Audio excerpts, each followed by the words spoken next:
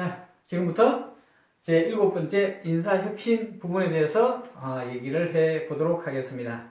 지금까지는 경물 취지에 해당되는, 그러니까 전략적인 수준의 어떤 내용들의 얘기를 했었습니다. 앞으로는 그 인사혁신 부분부터는 전술적인 그런 수준인 이리관지에 해당된다고 할 수 있습니다. 어떤 조직이 혁신이 필요하다라고 이제 그 상황이 필요한 상황이라면 아마도 이제 적재가 적소에 배치되어 있지 않은 상황이다라고 말할 수 있습니다. 중요한 것은 적재가 적소에 들어가 있지 않다는 거죠. 이제 반대로 이렇게 한번 가정을 해봅시다. 적재적소가 돼 있어요. 그러니까 조직에 예를 들면 한 100명이 있는데 100명이 각각 자기가 잘하는 분야에 다 들어가 있다 이거죠. 그 배치가 돼 있다 이거죠. 그럼에도 불구하고 혁신이 필요한 그런 조직 상황이다.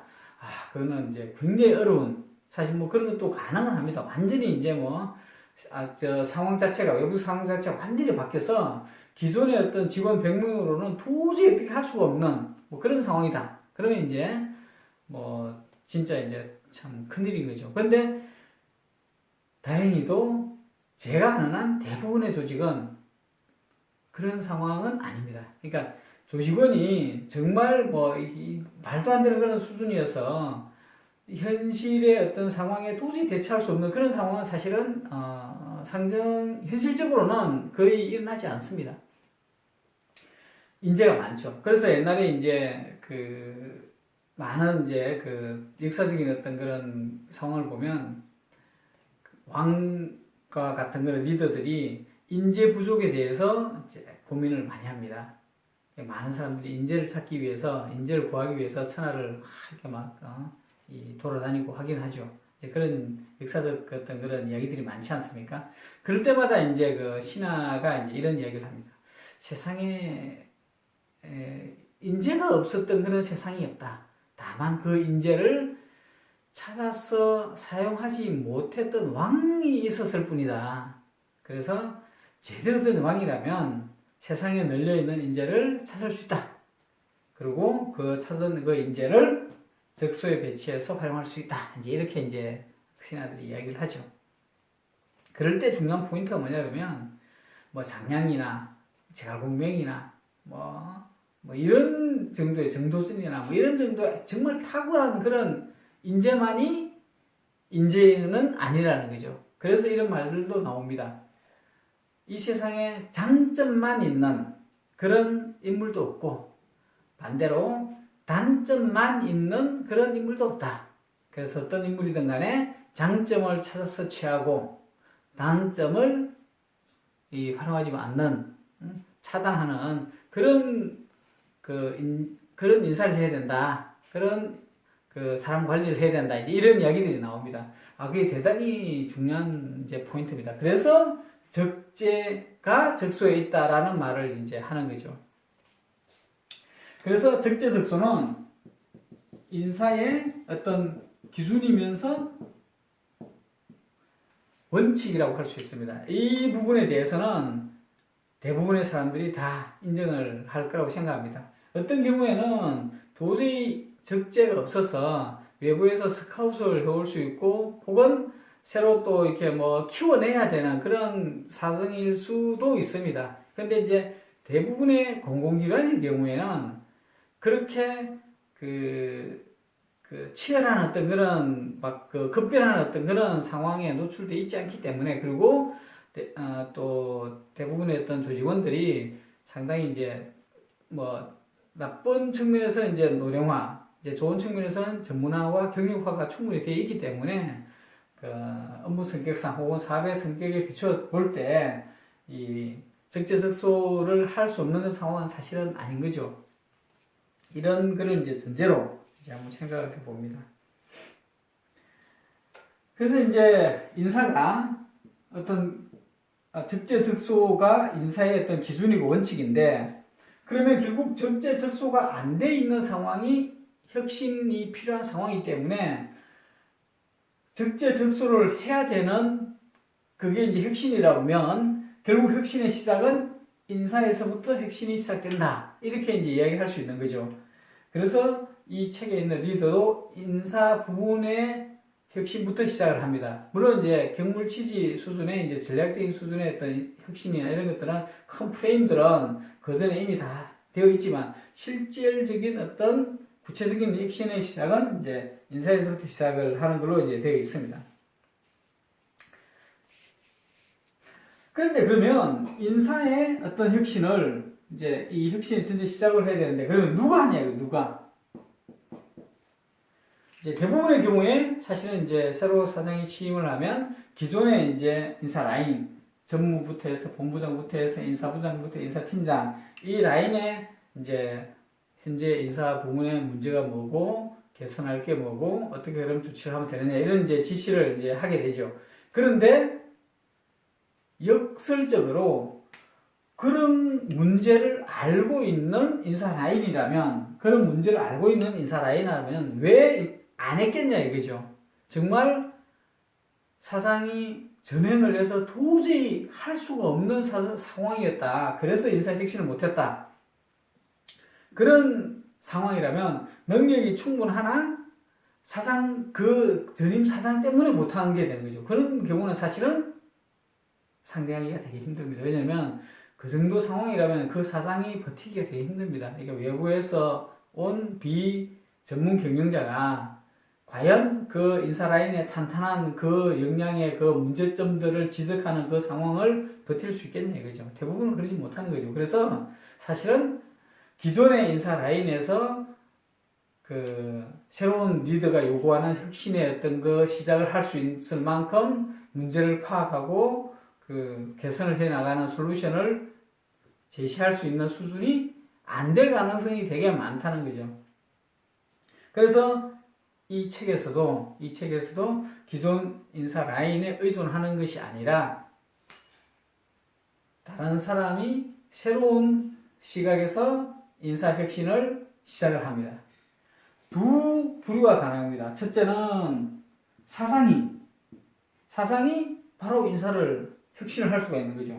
두 번째는 뭐 혁신 리더나 이런 주요 참모가 나서서 기존의 인사 라인을 이제 이렇게 좀 변화시키는 그런 혁신을 할 수도 있습니다. 근데 이제 사실은 이제 사장으로서 어떤 사명감과 역사의식과 시대 정신을 갖고 있는 그런 정도의 어떤 리더라면 직접 적어도 인사 부문에 대해서는 직접 그 혁신을 리드하는 게 옳다고 생각합니다. 그리고 이 책에 있는 사장도 그렇게 직접 인사 부분의 혁신을 이제 그 실행을 합니다. 그랬을 때 이 사장이 하는 그 인사의 어떤 방법이 뭐냐? 첫째가 인사 원칙, 인사의 기준이라고 할 수 있죠. 인사 원칙을 제시를 합니다. 두 번째는 드러내는 거죠. 이 부분은 이제 인사 원칙을 제시한다 그러면 적재가 누군지, 적재가 뭔지에 대해서 이제 정의를 하는 거죠. 적재에 대한 정의. 그 다음에 드러내는 거는 적재를 그럼 어떻게 나타나게 만들 거냐에 대한 거죠. 그 세 번째는 적재를 평가하고 검증하는 것입니다. 그러니까 인사 원칙을 제시해서 적재가 어떤 사람인지를 정확하게 명확하게 나타내게 하고 그리고 그래서 그런 조직 내 적재가 과연 어디에 있는지를 이렇게 선발하고 찾아내는 그래서 그 드러낸 그 선발하고 찾아낸 그 적재가 과연 적재인지를 평가하고 검증하는 이 세 단계를 이 사장이 제시를 합니다. 아마 이런 부분은 실제로 어떤 혁신 리더가 하더라도 비슷한 어떤 그런 프레임으로 하지 않을까라는 생각을 합니다. 자, 그러면 인사 원칙이 뭐냐? 적재의 개념이 뭐냐? 여기서는 이제 크게는 이렇게 얘기를 하죠. 각 포지션에, 각 어떤 직책이나 지위에, 자리에, 직책이나 자리에 요구되는 역할이 있습니다. 예를 들면 영업과 관련된 직책자에는 영업과 관련된 역할이 있고, 기획 부문에서는 기획에 관련된 역할이 있고, 인사에 대해서는 인사 역할이 있죠. 개발은 개발이 있고, 각각의 포지션이 다 다릅니다. 어떻게는 부수장이 요구하는 역할이 있고, 팀장이 요구하는 역할이 있고, 다 다르죠. 그런 역할들을 리스트업을 해야 되는 거죠. 그게 정말 중요합니다. 그리고 저러한 요구되는 역할들은 사실은 현장, 거기에 있는 그 사람들이 잘 알고 있습니다. 이미. 굳이 외부에 있는 컨설팅 업체가 조사를 해서 리스트업을 하거나, 혹은 뭐 학문적인 어떤 그런 뭐 이런 이론적인 어떤 그런 게 굉장히 뛰어난 사람이 와서 선제적으로 이렇게 막 이렇게 제시를 해주는 그럴 필요는 사실 없습니다. 조직 내에 다 알고 있습니다. 뭐 인터뷰 몇 번 해보면 사실 다 나오는 이야기들이죠. 그 다음에 이제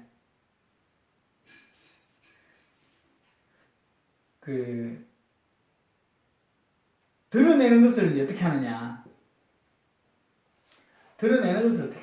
사실 이게 이제 되게 중요한 부분인데요. 이 책에서는 한 3가지 정도 방법을 제시합니다. 첫째가 담당직자, 그러니까 부수장이라면 그 부수장이 이제 후임 부수장이 될 만한 사람을 선발하는 거죠.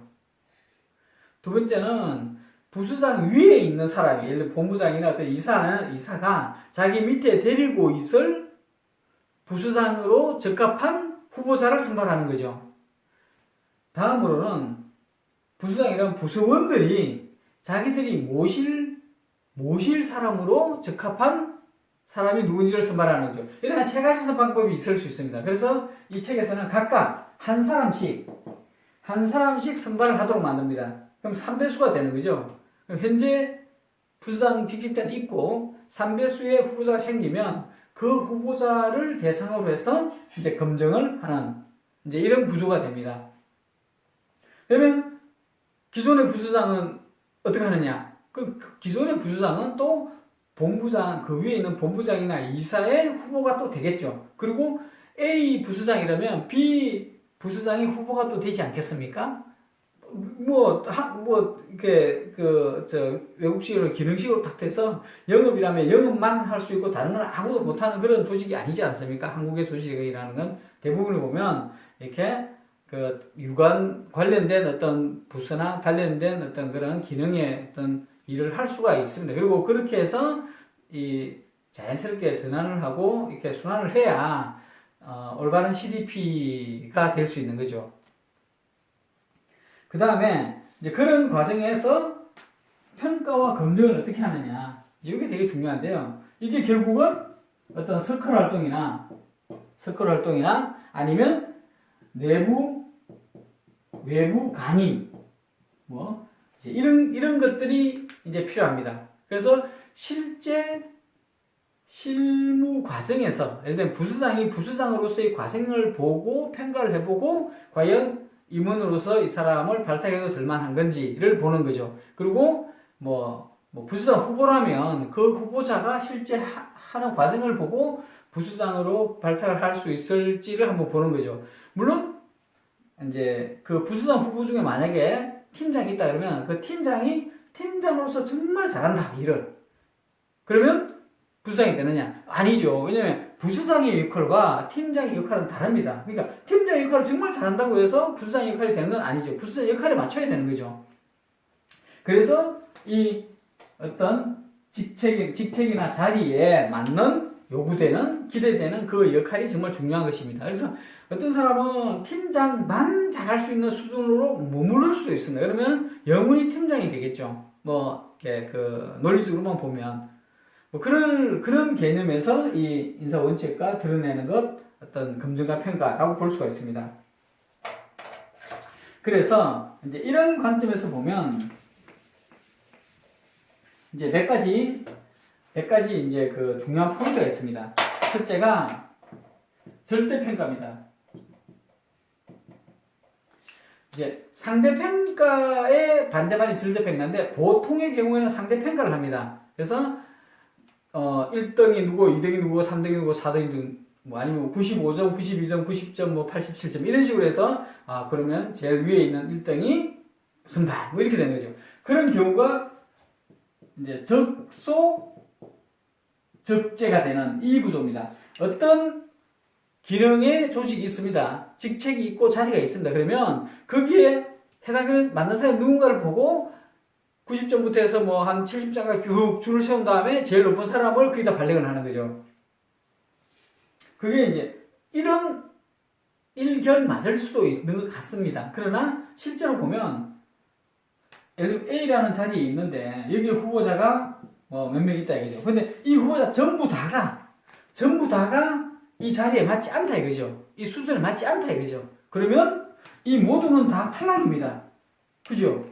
그리고 스스로 공부를 해서 학습을 해서 경력을 키워서 누군가 제일 먼저 수준에 맞는 사람이 생기면 현재는 1등이 아니지만 그 당시에 현재는 2등이고 3등일지 모르지만 그때 키우고 보니 빨리 제일 먼저 1등이 될 수가 있겠죠. 이 사람이 적소에 배치가 돼야 되겠죠.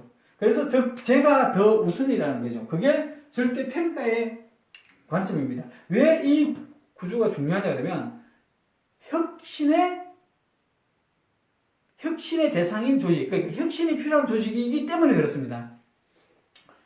적재적소가 안 됐다는 이야기는 1등만 뽑았어 했는데 그게 지금 미스매치가 된 그런 경우입니다. 물론 이제 좀 시니컬하게 이야기하면 그 1등, 2등을 다 자의적으로 혹은 뭐 잘못된 방식으로 해서 막 이렇게 막 정치적으로 막 혹은 뭐 어떤 그런 식으로 이제 했기 때문에 이제 그렇게 되었을 수도 있다라고 이제 뭐 시니컬하게 이야기하면 굉장히 이제 비관적으로 이야기하면 그렇게 될 수도 있는데 뭐 그런 어떤 예단적인 상황은 배제하더라도 그럼에도 불구하고 순수를 매겨서 그 사람이 진짜 어떤 요구되는 수준이나 역량이 되는지 안 되는지를 보지 않고 했기 때문에 그렇게 되었다 이거죠. 뭐 잘 봐줘서.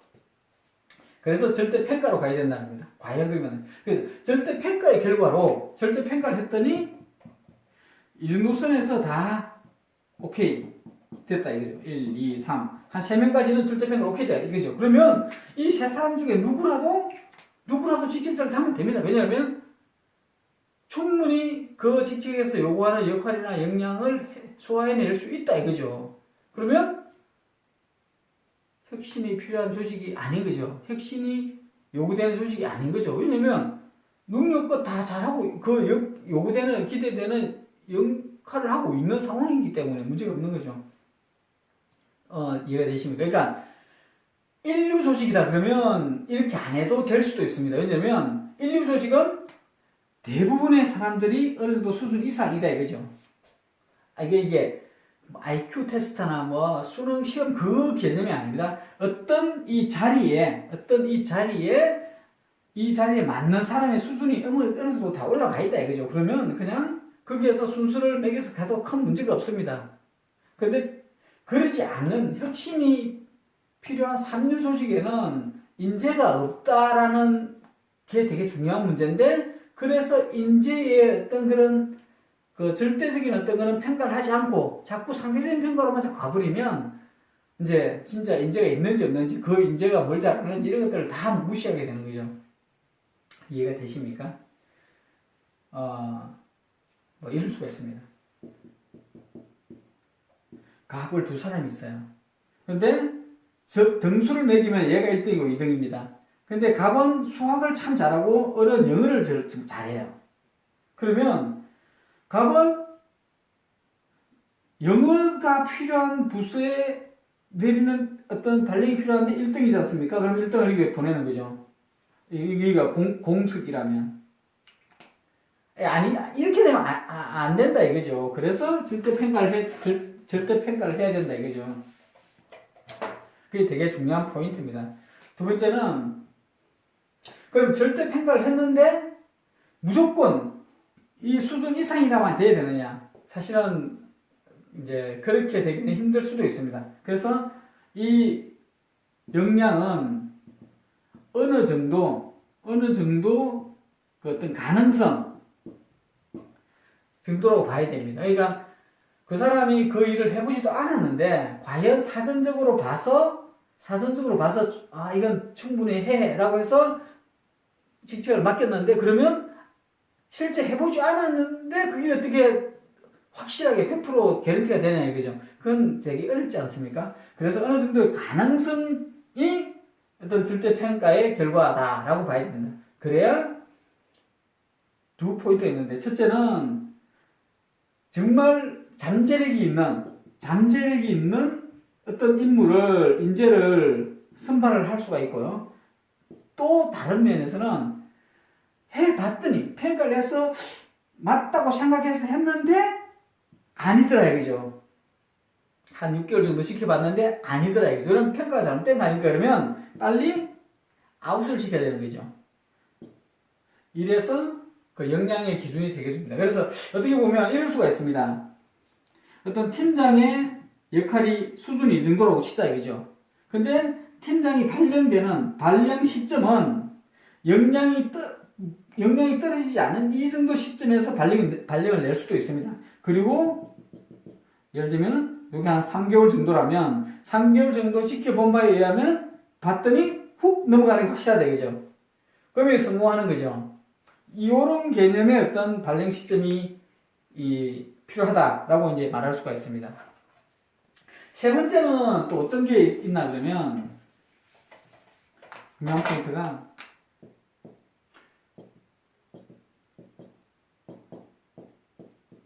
이제 성과 저해자를 없애는 이게 되게 중요한 포인트입니다.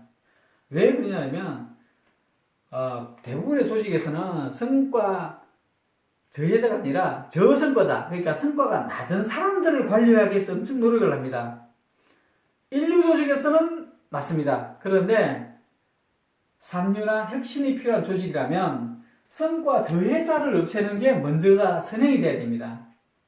성과 저해자는 뭐냐면 잘할 수 있는 직원들을 못하게 하는, 성과를 못 내게 만드는, 그러니까 A라는 부서원이 있는데 이 부서원의 성과가 80이라고 치자 이거죠. 그런데 성과 저해자가 없으면 95점이 될 수 있다 이거죠. 그러면 15점만큼을 이 성과 저해 때문에 데미지를 입은 거거든요. 이해가 되십니까? 그런 성과 저해자를 없애는 게 되게 중요한 포인트다 이거죠. 그 혁신이 필요한 조직에서는. 그래서 절대평가가 필요하고 적재적소가 엄청 중요하다 이거죠. 아무나 배치를 해 뒤에 그 사람이 성과를 저해하고 있는지 뭐 이런 것들을 판단하지 않고 단지 성과가 어느 정도인지만 판단을 하면 이제 굉장히 이 조직이 힘든 상황에 노출되어 있다 이거죠. 많은 사람들이 저성과자라고 폄하가 됩니다. 그 혁신이 필요한 조직에서는. 그런데 그 많은 사람들이 과연 이 능력이 떨어진 그런 역량 부족 때문에 성과 저해자인 건지 아니면 적재적소에 못 간 영업을 잘하는 사람한테 기획을 하라 그러고 기획을 잘하는 사람한테 가가지고 운영을 하라 그러고 관리를 하라고 이러면 성과가 안 나올 수밖에 없지 않습니까? 그런 건지를 잘 파악을 해야 됩니다. 그럼 대부분이 보면 공공기관이라든지 혹은 계속적 공급계약이라든지 장치산업적 성격이라든지 이런 류의 그런 사업에서는 기본적인 수준만 되고 그 다음에 이 자기 어떤 그 성격이나 자기 어떤 소질에 맞춰서 배치가 되면 충분히 저성과자의 그 굴레는 벗어날 수 있는 경우가 많습니다. 물론 이제 그 일을 좀 임하게 하는, 열정적으로 임할 수 있는 여건을 또 만들어야죠. 그런 것들이 또 다른 부분에서, 혁신의 부분에 또 설명이 되겠습니다만, 이제 그런 부분이 되게 중요하다는 거죠.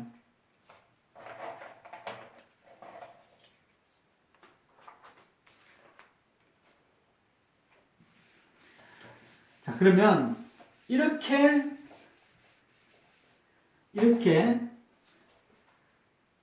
인사혁신을 하면 부작용이 많을 거다 라는 우려가 있을 수 있습니다. 전형적인 것이 바로 이렇게 투명하고 공개적으로 내서 막 후보자 만들어서 막 하면 인기투표 같은 뭐 이런, 혹은 뭐 마녀 사상까지는 아니지만 뭐 인민재판 같은, 이게 무슨 말이냐면 능력이 뛰어나고 사람이 안 좋은 그런 상사와 능력은 없지만 사람은 참 좋은 그런 상사 중에서 누가 더 자기 윗사람이 되길 바라느냐라고 하면 일반적인, 그러니까 제가 생각하는 그 공공기관이나 이런 데서는 역량은 조금 떨어지지만 사람은 참 좋은 이런 쪽을 선호를 많이 합니다. 그런데 정상적인 경우라면, 조직원이라면 사람은 인간성은 좀 떨어지지만 역량이 높은 이런 사람이 위에 상사가 와야 된다, 윗사람이 와야 된다라고 하는 게 정상적입니다. 제가 생각할 때는. 왜냐하면 조직에서 필요한 것은 기본적으로 성과입니다. 성과는 조직의 성과도 있고 개인의 성과도 있습니다. 뭐냐면 내가 사람 좋은 사람 밑에서 아무것도 못 배우고 10년, 20년 지나서 아무것도 못하는 사람이 돼 있는 나의 모습, 참 어렵죠. 조직이 팀이 있는데 팀이 사람만 좋고 능력이 없는 그 팀 리더를 만나가지고 계속 이 C급 팀으로 계속 남아 있는 것도 참 어렵습니다. 그래서 역량이 떨어지지만 사람이 참 좋은, 결코 좋지 않아요. 근데 이제 대부분의 어떤 그런 공무원 조직이 이렇게 말하면 좀 폄하가 되는데 그런 게 아니라 이제 혁신이 필요한 그런 조직에서는 사람 좋은 게 제일 좋습니다. 뭐 다른 것들은 다 뭐 큰 필요 없어, 그냥 편하게 일하면 되니까. 이제 그래서는 안 된다는 거죠. 이렇게 될 가능성이 있다, 그죠? 이제 좀 이렇게 절대 평가를 하거나 저렇게 뭐 후보를 3배수를 뽑아서 공개적으로 막 이렇게 해서 막 이렇게 하면 저렇게 될 수 있다, 그죠? 실제로 보면 어떤 그 상향 평가를 하면, 직원들이 윗사람들 평가를 하면 이제 이런 현상이 생깁니다. 중상에 가 있는 사람들은 다 사람 좋은 사람들이 중상입니다. 사람 좋은데 하에가 있는 사람은 거의 없어요, 상향 평가를 하면. 그런데 이 능력이 정말 뛰어난데 이제 인간성이 좀 부족한 사람들은 이 위에 있거나 아니면 대부분이 하에 다 가 있습니다.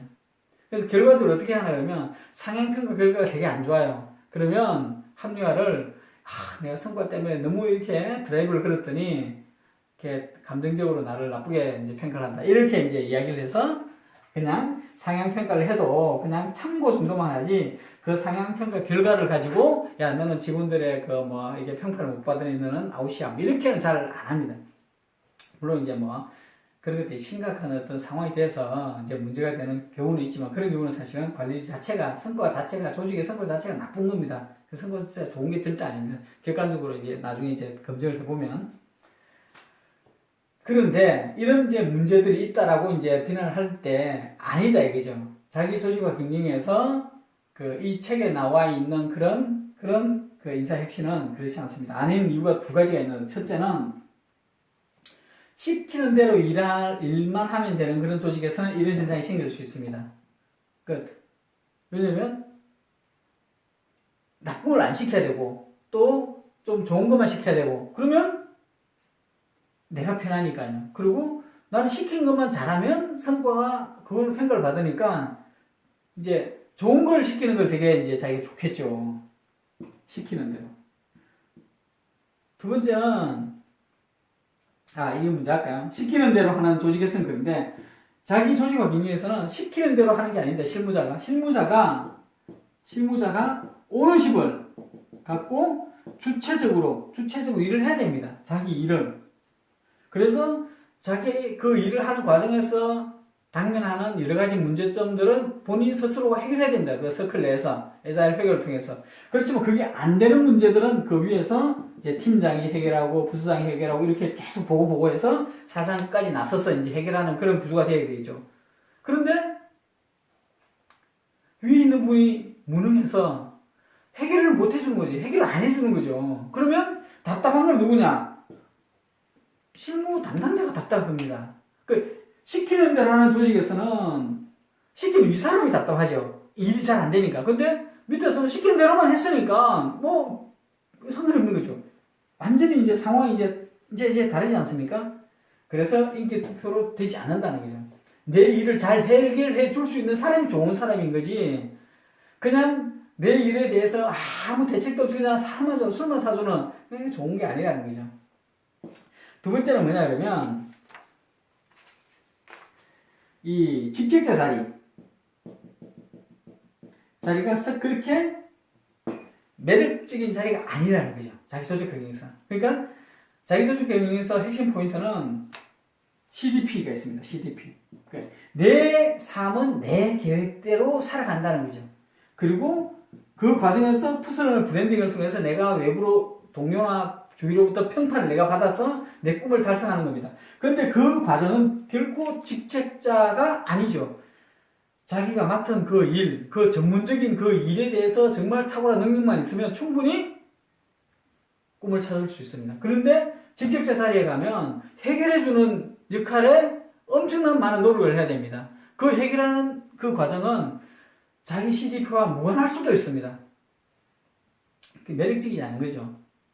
그래서 굳이 정치적인 어떤 걸 막 해서 수단을 강구해서 자기가 막 직책자가 되기 위해서 자리를 막 어떻게 나타면 이런 게 많지 않고, 그 다음에 또 실무자 스스로도 자기의 어떤 문제를 해결해주는 그런 관리자나 직책자를 필요로 하기 때문에 이런 인기투표나 혹은 뭐 인민재판 같은 혹은 뭐 이런 정치화 이런 거는 되어지지 않는다 이거죠. 그래서 이런 이제 인사 혁신을 이제 뭐 이 책의 내용에 보면 이제 이해가 되실 거라는 생각이 듭니다. 굉장히 많은 내용이고 좀 어려운 부분이라서 이 정도 수준에서 개략적인 설명을 마치도록 하고요. 이제 마지막 한 마디만 더 드린다면 결국 이런 것들을 해 나가기 위해서는 부득이하게 그 인사 라인의 어떤 교체가 이제 불가피하다. 그러니까 이런 인사 혁신의 리드는 끌고 가는 거는 사장이 나서서 끌고 가지만 사장 혼자 모든 일을 다 해낼 수가 없기 때문에 부득이하게 그 참모 조직인 인사 라인은 교체를 해야만 된다. 그게 어떻게 보면 뭐 불가피한 사정일 수도 있고 아니면 인사 혁신에 정말 나는 굉장히 이제 중요시한다는 걸 밝히기 위해서 이제 필요할 수도 있습니다. 고맙습니다.